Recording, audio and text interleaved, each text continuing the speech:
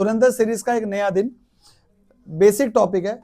दो को prime number है, उनका एलसीएम और एचसीएफ क्या होता है। तो याद रखना, दो को प्राइम जो नंबर होते हैं उनका एचसीएफ हमेशा होता है 1 और एलसीएम क्या होता है, हमेशा उनका प्रोडक्ट होता है।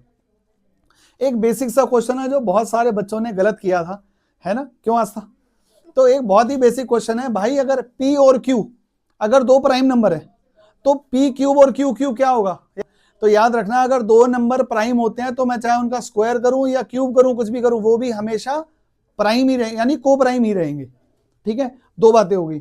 आज की तीसरी बात, पॉलिनोमियल का एक बहुत बेसिक क्वेश्चन। अगर कभी भी क्वेश्चन में दिया हो कि एक जीरो गिवन है, के की कोई भी इसके अंदर मिसिंग वैल्यू, उसकी वैल्यू निकालो, क्या करते हैं, जो वैल्यू दी हुई है उसको x की जगह पे पुट करते हैं, इक्वल टू 0 रखते हैं, उससे आंसर आ जाता है।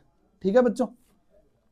तीसरा, एक ये बहुत बेसिक क्वेश्चन चल रहा है, अगर sine theta plus cos theta equal to √2 दिया हुआ आएगा, दोबारा से सुन लो, sine theta plus cos theta अगर √2 के इक्वल दिया हुआ आएगा तो थीटा की वैल्यू जो होगी वो कितनी होगी, 45 डिग्री वैल्यू होगी उस। ट्राइंगल्स का धुरंधर सीरीज का बेसिक क्वेश्चन, जो भी दो सिमिलर ट्राइंगल की साइड्स की रेशो होती है वही उनके एल्टीट्यूड्स की रेशो होती है और वही उनके मीडियंस की रेशो होती है। अगला प्रोबेबिलिटी का एक बेसिक क्वेश्चन, ठीक है, वो कहता है कि एक नॉर्मल ईयर में, नॉन लीप ईयर में 53 संडेज होने की प्रोबेबिलिटी क्या होगी।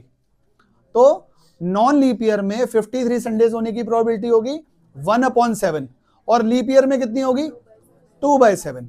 ठीक है, एक और बात, लास्ट एक और बात, दो सर्कल्स दिए हुए हैं, दो सर्कल्स के जो भी रेडियस की रेशो होती है वही उनके सर्कमफ्रेंस की रेशो होती है, और रेडियस की जो रेशो की अगर स्क्वायर कर देंगे तो एरियाज की रेशो आ जाएगी, ये याद रखना।